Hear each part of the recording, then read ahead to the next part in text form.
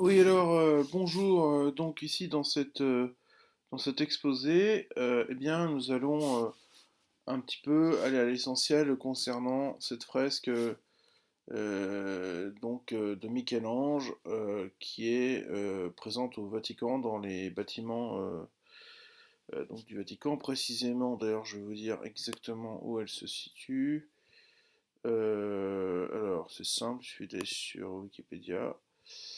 Sur le plan, ça se situe donc, voilà, vous avez le plan localisation sur la carte du Vatican. Donc c'est derrière la chapelle Sixtine, si j'ai bien compris.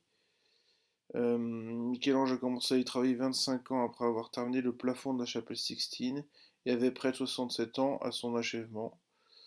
Donc effectivement, c'est une fresque qui fait 1370 centimètres sur 1220 centimètres. Elle a été peinte entre 1536 et 1550 et 1541. Voilà, alors on est en train de quitter l'humanisme avec l'homme fort au centre de tout, d'après ce qu'il est dit sur Wikipédia.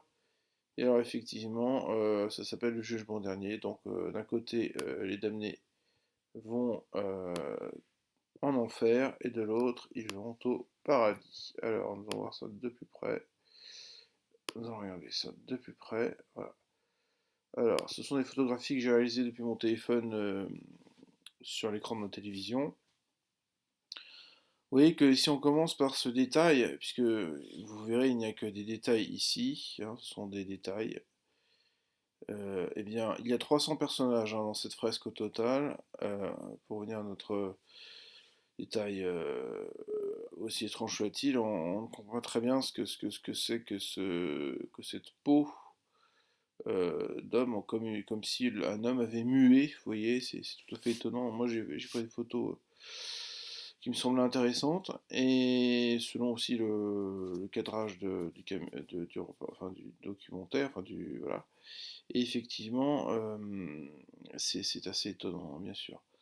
Alors là, on voit un homme à droite, vous voyez, par là, qui tient, on ne sait pas trop ce que c'est, une sorte de bâton, une sorte de bâton, on dirait presque une espèce de scie en fait, hein. Je dirais presque même une forme de scie à métaux, bizarrement, alors que bon, à l'époque, ça n'existait pas le scie à métaux évidemment. Effectivement, c'est. Alors, attendez, je vais retrouver là d'autres éléments. Mais effectivement, voilà, je trouvais ça étonnant ce détail. On voit cette peau d'homme, hein, on voit bien que c'est le visage d'un homme qui a mué, qui a laissé sa peau. Oui, alors je ne saurais vous en dire plus. Donc voilà, ça c'est un détail qui concerne les damnés qui vont en enfer. Alors on voit les diables, on les voit, hein, les diables, enfin les démons plus exactement, sachant qu'il n'y a qu'un seul diable normalement, mais disons que ce soit l'Ancien Testament ou le Nouveau Testament, euh, on parle de démons qui sont dans Babylone. Babylone est jugée, en une heure elle est brûlée.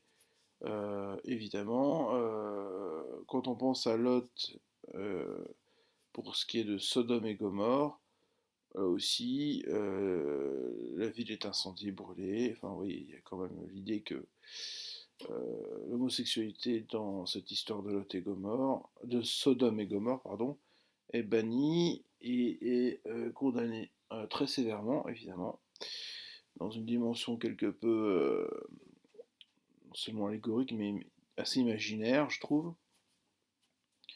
Et donc, voilà, on peut considérer qu'il y a toujours eu dans ces villes peuplées de jouissance, d'extase sexuelle, on peut considérer qu'elles sont à chaque fois jugées. Donc, effectivement, on peut dire que, eh bien, des démons, c'est pas ce qui manque dans la Bible concernant l'Ancien et le Nouveau Testament comme entité qui peuple les villes, justement.